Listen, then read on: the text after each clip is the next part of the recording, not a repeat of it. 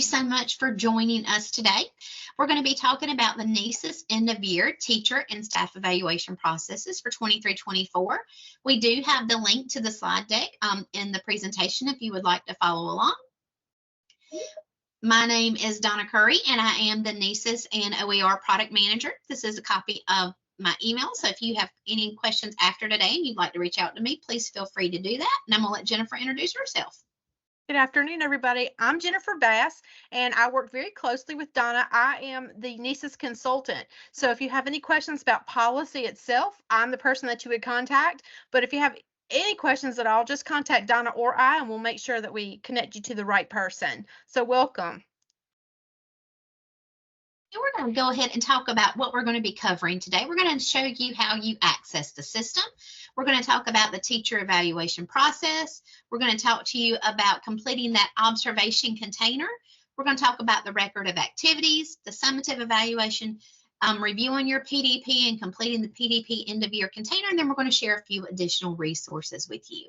I'm going to turn my camera off so it doesn't affect any bandwidth today. And if at any time you have questions, please feel free just to type it in the chat, and we'll try to make sure we answer those as we go along. So the first thing we need to make sure that you know how to do is how to access the NCEES system. And so when you're accessing the NCEES system, you are going to go to NC Cloud. The first time you do access, you may have to claim your account. If there's some issues, we do have this linked here. But once you get into NC Cloud, you're going to click on this little blue P for Unified Talent, because right now NCEES is managed by PowerSchool. So it does look like that little PowerSchool icon. Each district should have an IAM lead. And if for some reason you can't get into NC Cloud, your district lead should help you. If you are still having trouble and your district lead cannot help you, please have them reach out to John Mars at DPI, have your district lead do that, and he can help you with getting into the system. Once you are in NCEES, you do go to your landing page. And so once you are on the landing page, you're going to see some information. And what you see does depend on your rights. You'll see here we have the webinars that we are doing today. They are listed on this page. They will be gone after tomorrow because we're going to go ahead and hide those. But you have access to all the webinars we've done this year. You'll see that there's some information. If you're new to NCEES, you can see that. Also, if you've never looked there, if you ever have an envelope at the top, sometimes your emails may not come in correctly to NCEES. So, or sometimes your principal may send you a targeted announcement. Sometimes you get both, that little envelope with an icon, or you get that targeted message. So you can click here, or it may have gone to your email. Could have gone to both.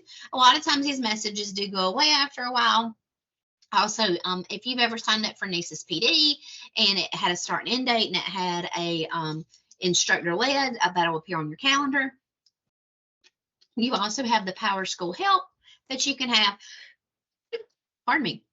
And then you also have, if you've never clicked on your initials, look at your initials. It's a snapshot of your credits and your ratings, and you can also log out. So if you've never clicked on your initials in the upper right-hand corner, click on that to check that out.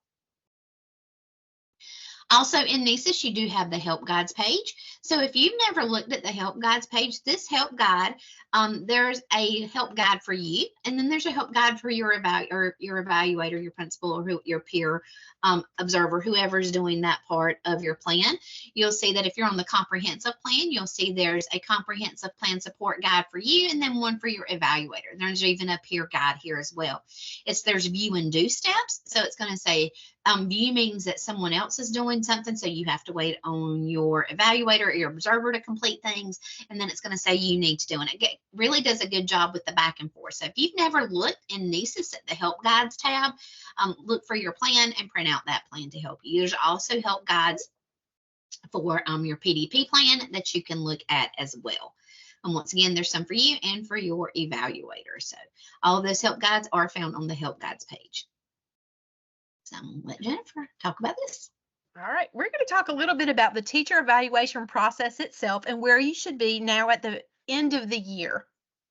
Sorry, it actually opened that link. Okay, as Donna's getting that back, there you go. On the screen is the teacher evaluation process one pager that was developed to help you see what the year would look like in your evaluation cycle. You can find this on page 21 of your teacher manual, and you can also find it on our NCEES website. Our focus today is going to be on step 4, the summary evaluation and the goal setting piece, but we do want to take just a minute to review all the information in step 3 to make sure that as we're wrapping up our observation cycle, everybody knows what should be completed before the summary comes at the end. So let's take a quick look at step 3 itself. Step 3 is the observation cycle, and it includes component 5 and 6, the observations and the post-observation conferences itself. At this point in the year, all teachers should be in their final round of your observations so that there is enough time so that you can receive coaching from your principal and you have time to improve some practices and get some things down pat and improve your practice for the year, for next year even. So as a reminder, if you are a teacher with less than 3 years of employment, you are going to be on that comprehensive evaluation cycle, which means you would have you should have had 3 formal observations by the principal and then 1 by the peer. All your observations would be formal and they should have lasted 45 minutes or your entire class period. If you are a teacher that has more than 3 years of employment, you would be either on a standard or an abbreviated evaluation cycle this year. If you're on a standard, the principal would do 3 observations and 1 of those observations would be formal and they would be looking at all 5 standards. If you are in your renewal cycle year, you would be on a standard cycle this year. For those teachers who are on the abbreviated cycle, the principal would only do 2 observations and they're only going to focus on standards 1 and 4. The abbreviated observation can be formal or informal, meaning that you could either have a quick 20-minute observation or a 45-minute observation. That would be the principal's decision. On component 6, the post-observation conferences, they should always be held within 10 school days after the formal observation occurred. If you do not have your post-observation conference within 10 days, we strongly recommend that another observation is done because we want to make sure that the feedback that you're given is relevant. And after 10 days, we find that that process is just much less meaningful and less effective for you as a teacher in your growth. So post-observations are not required if you have an informal observation, but we do recommend that principals offer those so that teachers have an opportunity to discuss best practices and growth opportunities.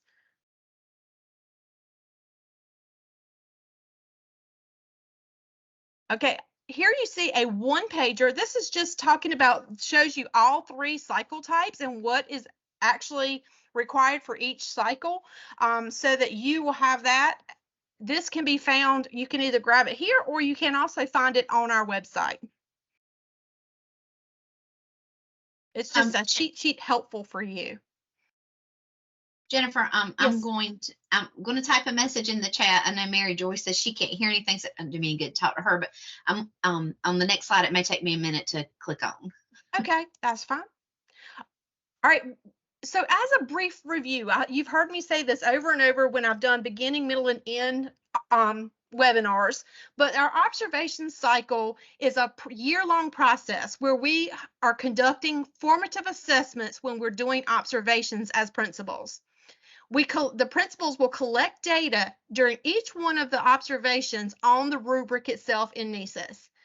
And at the end of the year, all of this data that is collected in observations and in other areas is considered, including how many times throughout the year each item on the rubric was actually noted and notated.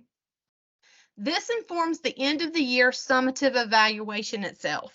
So we're collecting formative feedback all year long because you are observed at the beginning of the year and only evaluated at the end of the year. So that's how this whole process works. And please keep that in mind. And please do share things that are going on in artifacts when you do your post conferences with your principal, because they don't see everything and can't collect all the data within just that 45-minute observation within your classroom. Okay, so we're going to talk now about completing the observation number 3 container. And so to get to the observation number 3 container, you're going to open your evaluation plan. In order to do that, you're going to log into NCEES. After you log into NCEES, you will go to My Evaluations. You'll see you have your PDP here. You'll see you should only have one plan here. If you have more than one plan, you'll need to talk to your NCEES district administrator or your site administrator for helping you with that process. So once again, you will see the comprehensive plan that you can click on. You also see some additional information on the side. Like if you have that, remember if you had that envelope in the upper right-hand corner, it kind of lets you know you have an announcement there. And then there's some additional information on the My Staff page telling you about your evaluation. So some additional information here on the My Evaluations page. Once you do click and open that container, you're going to see that you open your plan. You'll go to the observation number 3. It does contain 7 different activities. And so once you open that container, you'll see that you have, pre-observations are optional. The pre-observation conference, once again, is, if you have one, then you would need to sign off on that. And then you have this required field. So you do have this observation that would need to be completed. And then after that observation is done, your evaluator would acknowledge, you would acknowledge, and then you can give that, written response if you need to. Remember, acknowledging an observation does not mean you agree with it. So make sure you do acknowledge those observations. But if you have any concerns or anything that you would like to add, that is what the written response is for. When you are in the plan, you're going to be able to see that you have this envelope here. You can, anybody who has access to your plan, that you can click here and you can immediately email for them from this site. Anytime you see the I, click it. That means something is not completed before, so you can't open this. So anytime you see an I, it's giving you information. It's letting you inspect why you can't open this particular part. It's going to let you know that you can't do this because the formal observation hasn't been done. So anytime you're in any observations, anytime you see the I, it's going to tell you why you can't open it. Something has not been completed before. And when you click on this email, it's going to tell you, the subject, and then you can type in your text, and it's going to tell you who it goes to, and you can check the boxes to see who you would like to send that to. So that's what your observation number 3 container does look like. You're also going to see the observation cycle. So it's going to go like the back and forth, who does what plans. So you're going to see that the first thing is that, if this was optional, but there's a principal observation conference, they're going to start with you, that pre-observation conference. If you have one, you would need to sign off on that. Then you're going to see that there's that formal observation that your principal or AP is going to do. And then you're going to see that you have post-observation conference that they're going to do with you. And then once again, you would acknowledge that. And you can do your written response at any steps. You do not have to wait until it is finished to do this. You can add a written response at any time. And then if you do a written response, the principal or AP would sign off on that, and then they would lock that activity. So also here, you're going to see your evaluation, observation, written responses. So if you do add a written response, this is what you're going to see. You're going to open this container. You're going to edit the written response. You're going to type what you would like to see. You would mark complete so that it does get to your principal so they can see it. They won't see anything until you do click mark complete. And then your administrator is going to acknowledge that they have received it. And then here you can also add any artifacts if you would like. So if you would like to add artifacts, if you would like to add proof of things, this is where you can actually add those artifacts. So as you add those artifacts, you're going to describe what those artifacts are, and then you can attach those. This is what your evaluator does see. They're going to the teacher's going to enter the comment. They're going to click save and click. The evaluator will get that email to let them know that you have added a written response, and then they have to acknowledge that they've seen that. So they acknowledge, and then those green checks will appear on that page. So we also have the record of teacher activities that you're going to see. So from that container, you will see that you do have a record of activity. There's 2 things that you can see in here. From here, you're going to see a record of teacher evaluation activities, and then you're going to see that observation scoring guide. So if you've never looked at this container, there's two things in here. There's nothing to complete, but it is things for you to see. So your evaluator can edit things. So it says teacher background, but a lot of times your evaluator might put in here, maybe you had to go out on leave or something happened. A lot of times they'll add notes that may factor into or impact your evaluation. So a lot of times, not necessarily background, but things that may impact your final evaluation. Also from this screen, you can get a record of all of those activities. So that record of activities, this is going to show you what dates everything was done, the time, who signed off, when the evaluator signed off, when you signed off. This is very important here. You need to look here and make sure you only have one location. If you have more than one location here, you're going to need to reach out to your principal so they can reach out to your NCEES district administrator, because you should only have one school listed here. If you are still tied to your previous district, that means your previous district might own this plan, and that needs to be fixed. So just make sure that you only have one site listed here. If you see more than one, please reach out to someone to make sure that is fixed. And also at the bottom of this, you'll also see the start and end times of all of these observations. The other thing that you could click on from the record of teacher evaluations is the observation scoring summary.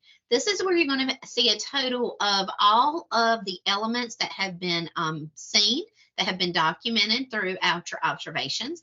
So you can look at this screen here and you're going to see that, this person was rated 3 times they met this element, 3 times they met this element, once they met this element, and then for like this next standard down, you can see that 3 times they were developing, 3 times they were marked proficient, but they didn't quite get up to the accomplished or the distinguished. But this is going to show you the numbers in the front to let you know. It does default to show you overall, but if you would like to see each individual observation, you can do that. Jennifer, would you like to add to that? No, that leads right into what I will show them when we talk about summary ratings at the end. Okay. If you would like to print this, you will see the print icon, so you can print that as well. And if you would like to see feedback, you can see your feedback as well. So, all right. We're going to talk a little bit about the summative evaluation that happens at the end of the year. Now, this is our main focus, and we're going to look at step 4, which is the summary evaluation. It has component 7, which is the summary evaluation conference and the actual scoring of the summary rating form. Prior to the end of the school year, in accordance to your LEA timeline, this conference will be scheduled. The principal must conduct the summary evaluation conference with the teacher so that they can discuss the components of the evaluation cycle type that was used. Then that's whether you're on the comprehensive, standard, or abbreviated cycles. So at the conclusion of your conference, the principal is going to do these things. They must give a rating for each element within the rubric. They're going to make a written comment on any element that they marked not demonstrated. They're going to give an overall rating for each standard in the rubric based on what they got for the elements, and we'll talk about that in a minute. They're going to provide the teacher with an opportunity to add any comments to their rating form. And they're also going to review the completed end-of-year summary rating form with the teacher. That's where they're actually going to share the ratings that they gave you for the end of the year. After all that happens, they're going to secure your signature on your record of teacher evaluation activities and the teacher summary end-of-year rating form. So your signature does not mean that you agree, but it means that this process was followed, it was shared with you, and the discussion happened. If you would like to add any written comments to that, please feel free at this time to do that in this section also.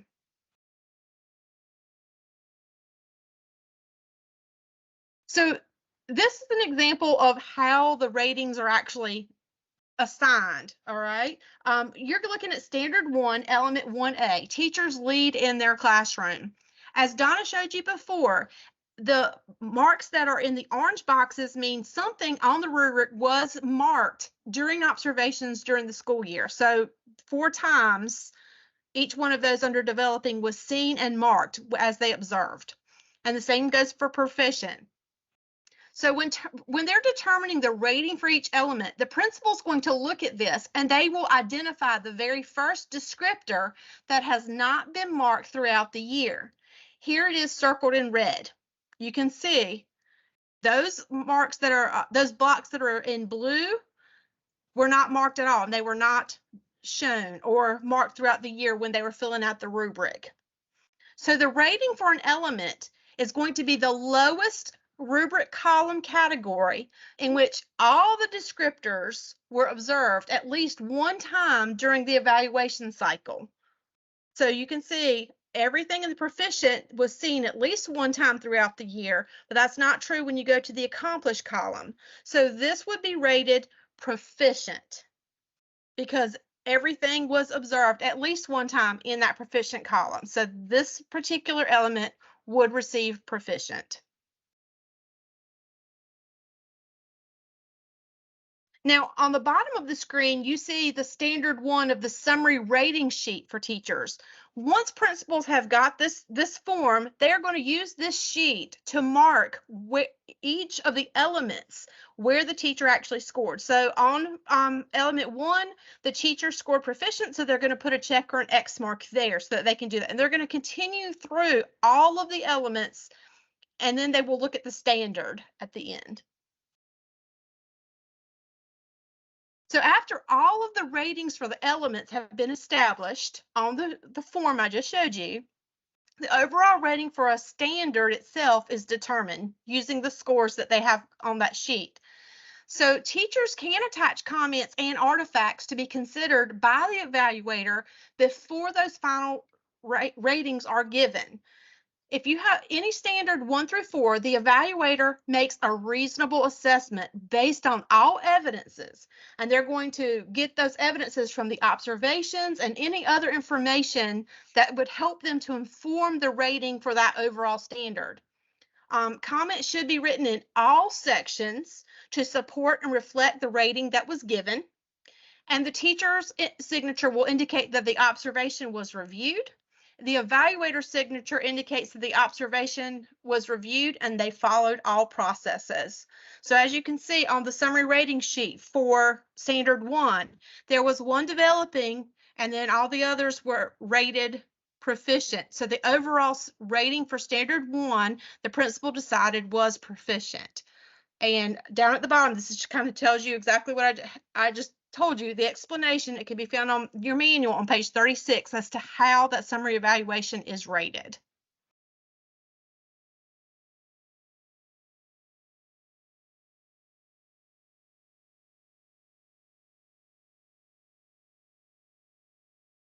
So for your information, the directions for completing this end of year final summary evaluation is on page 36 of your teacher evaluation manual.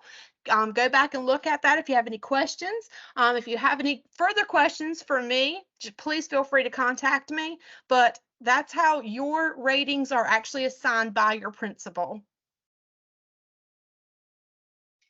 So let's go look at where your evaluation summary. Oh, sorry. We're going to go look at where the summary evaluation is found in NCEES. So, once you are in that in your plan type, you're going to go to the very bottom. You're going to see that summary evaluation. But in order for that to be unlocked, you're going to have to make sure, depending on your plan type, if you are on a comprehensive plan, you had to have all 3 observations and a peer observation done. If you were on the standard plan, you had to have your 3 observations done here. On abbreviated, you had to have 2, and if you were on the late hire plan, you had to have 1. All of these observation containers had to be locked in order for the summative channel to be able to be opened. So make sure you have that completed. So once you do open that summary evaluation container, you're going to be able to look at that summary evaluation that was done from those things we just talked about and those numbers and how many things were observed and what they were seeing. So your evaluator would go in and they would fill out this information. Remember, it's only open after these things are all done, depending on the plan type that you're on. So this step-by-steps that have to happen are once you are in the summary evaluation, first thing is your principal is going to go in and they're going to give you that summary evaluation form based on all of your previous observations. And then they're going to set up that summary evaluation conference with you. And then after you have the conference, then you are going to acknowledge. Remember, acknowledgement does not mean you agree. It simply means that the information was shared with you. If you have information that you would like to add additional artifacts to, or any comments that you would like to make, you can submit the written response, and you can submit that at any time. It does not have to be done after this. As soon as this is shared with you or before, you can add this written response anytime you'd like. If you do add a written response, and your evaluator would acknowledge that written response, and then they can log that container. So just remember that written response can be done at any time. You can even do the written response before you sign off, but remember, signing off does not mean you agreed, simply that you have been shared the information. So once you are in the plan and this has been shared with you, then you would come down here and you would acknowledge. Just again, we do make sure we reiterate that it does say that it does not represent acceptance or approval. It just means it has been shared. Jennifer? Thank you for reiterating that. Now we're going to move on to the professional development plan itself. On the next screen, you're going to see the 3 different types of professional development plans. And at the bottom, you can see highlighted, PDPs are not meant to activate dismissal, demotion, or non-renewal. PDP plans are put in place to help guide teachers in their growth throughout their year, to improve their practice and improve their student performances.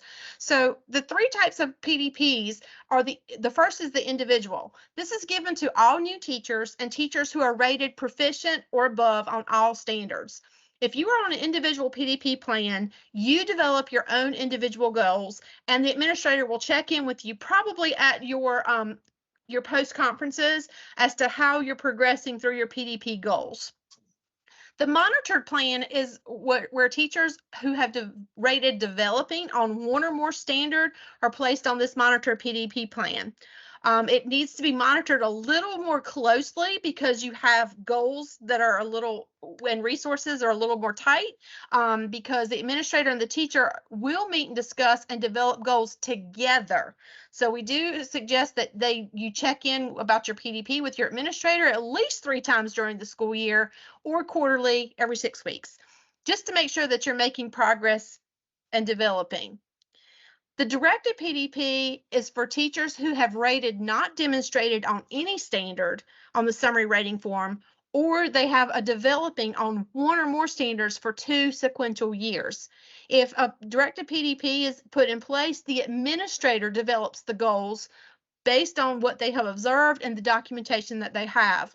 And we suggest that you meet with principals meet with teachers on these types of plans monthly, just to ensure that they have the resources and the support and the feedback that they need to grow. So those are the 3 professional development plan types.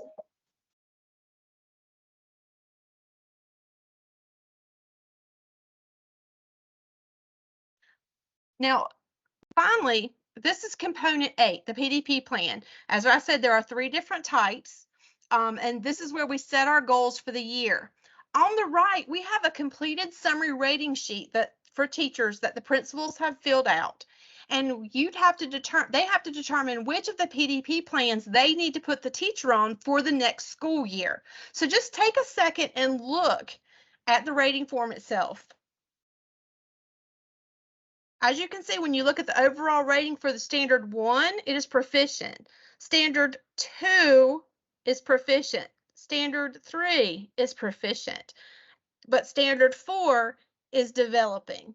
So because this teacher had a rating of developing for standard 4, for the next school year, they would be placed on a monitored growth plan where they would make their goals along with the principal. The principal would provide support and feedback to help them to grow within that area. And that plan would be checked on a little more frequently than the other individual growth plan. So this is an example of how your principal decides which PDP to put you in. And the PDPs, like I said, were developed to help you as a teacher to grow within your trade. and to improve. So Donna's going to show you how to open your PDP. So once again, you're going to go to your My Evaluations tab. Remember, this is where you see your plan type, which we just discussed a little earlier. You're also going to see your Professional Development tab. So you can click on the blue words, and that's going to allow you to open that. Once you do open the PDP tab, you're going to want to go down to that end of year review, and you're going to click on that to open that container. This does have four activities that you can see. And once you open that channel, you're going to see that you can see your end of year review. You're going to be able to have your evaluator sign off on this. If you have a mentor, please make sure you get your mentor to sign off on this before you sign off on it, because we don't want this PDP locked until your mentor has had a chance to sign it. So making sure, as a beginning teacher, make sure your mentor does sign off on this. If you have one, even though it doesn't have the asterisk, it's not required for all, but it is required for some. So just make sure you have this before you sign off and this activity gets locked. Once again, those step-by-steps and who does what in each process, this is going to start with you. You start this, you're going to click new, and you're going to look at how have you progressed through your goals that you've made all year. You're going to make comments, you may add artifacts, but you're going to add new and talk about those goals. After you've done that, your evaluator is going to sign off. So, and they're going to say, were those goals met, yes or no? And then if you have a mentor, they will sign off on this part. And then you are going to sign off. And then finally, that is going to be locked. So once again, those back and forth and who does what in each step. Remember, those help guides are also going to show you who does what in each step as well. So if you need to refer back to those help guides, you can do that. In addition, when you are in your PDP, you can look at the record of activities. That's like underneath that. So you can look at these activities and you can click this drop down. You can look at what your initial review was, your mid-year, your end of year, or you can see like all of your activities. So you can go back and look at all of that information. You can also print all of these if you would like to have a copy of those. Your administrator view of this record of activity, so they can click edit if they would like to do that. And this is another area where, once again, if there was anything that may have affected, your evaluations throughout the year, maybe you're on leave, something happened, extenuating circumstances, a lot of time they'll add that information here. They can also click on this, the drop down, and then they can also print each of these parts if they would like to as well. Well, I'm going to go to end of year. Just as a reminder, please make sure that any written responses, any artifacts that you would like to add are done before Thursday, June the 27th. We always have to start over with our new plan with our year with PowerSchool on the 30th, and the 30th this year it falls on a Sunday. So we are asking that all schools finish everything they need to prior to the end of close on June 27th. Once again, if you have any artifacts, any written responses, any concerns, please make sure you have completed that before June 27th, because the very next day, DPI, we're going to run all of our reports. And then at 5 o'clock the next day, PowerSchool will close these, and these will no longer be editable, and you cannot add anything after this point. So if you have anything you would like to add, after these plans are locked for the state, they are not reopened. Every year, Jennifer and I get a comment, I forgot to add an artifact, and we cannot open these back up once they are closed by the state. Jennifer, did I miss anything there? No. And if you see an error that has taken place, please let your principal know so that they can get things corrected before Donna closes it, because we cannot open it. And that happens every year. Yeah, we reach out to PowerSchool and we tell them that our reports have been run, and when they lock it down, it cannot be unlocked. So just make sure anything you need, any errors you see, discuss with your administrator prior to close of business June 27th. So just some additional resources we want to make sure we share with you. If you have never looked at the NCEES resource site, this is where you're going to find all of your policy and information, and Jennifer talks about this a lot. So any of the policies that you need, some recommendations that you may see as you're going through your observations, some comments, some questions, and things you can add. There's a teacher section just for you that you can click on, or if anybody in this call is a different type of support staff that maybe doesn't have the teacher rubric, you can look in the support staff and find your rubric as well. So if you've not checked this out, this is linked here. I do not have, this is our last webinar of the year. We've been doing webinars every month. We did one right before you guys got here. We finished one at literally 3:57, but you have access to all of our previous webinars, and some are geared towards teachers. So if you would like to look at any of those, I do have those linked. So if you would like to go back and look, and after today, in the next couple of days, we'll go ahead and get this recording and this presentation linked on this document as well. Don't have a new one for you to sign up for right now. Every time we do a webinar, we do add that to the NCEES playlist on YouTube, so you can have access to all of these recordings that we've done as well. You'll see here was the middle of the year, those beginning of the year, and the end of the year will be added in a couple of days. If you have questions, after you reach out to, or maybe you don't know who to reach out to about your NCEES questions in your district, you can click here, whether you're a charter school or an LEA, and this is going to tell you who your NCEES leads are, your CIS leads. It's going to have leads for all of our home-based products, so you can click here to find out who your leads are for this.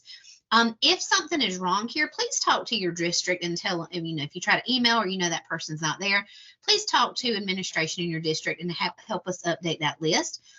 Each district or each school does have a designated person who can submit ServiceNow tickets if something is not working in NCEES, or if there's something that you can't fix. So there is a designated person in each district who can open a ServiceNow ticket. But these are your DPI contacts. Jennifer and I are in this meeting. Matthew Mayo is Director of Digital Teaching and Learning and School Connectivity, and Tom Tomberlin is the NCEES business owner. So they are your DPI contacts for NCEES. If you have any questions, I haven't seen any come in the chat other than someone couldn't hear. You are welcome to. Either. Okay, I was gonna say I haven't seen any, but you're welcome to reach out to us. We will hang back here for a little while. So if anybody would like to, ask questions, you can do that. And then the last thing that we want to share is if you would like to give us feedback, or if you would like to receive a certificate for 1 CE of general credit, you can complete this information. Hold on, I'm gonna put this in the chat for you. You can fill this out. The very last 2 questions are what's needed to be filled out if you would like to get a certificate. Certificate's not needed for you to still fill out the feedback. But after you complete this, you will need to know your district. So I do have this up here because part of the feedback form will ask you what district you are in. So I did have this up here. You can also, if you don't want to click on the link in the chat, you can also just scan this with your phone, and it'll take you directly in, so you can do that. So thank you so much for joining us today. We're so happy to have you. Jennifer and I will hang back for a little bit in case you have questions. But if you have them, you can type them in the chat. If not, you're welcome to leave as soon as you are finished. But thank you for joining us today.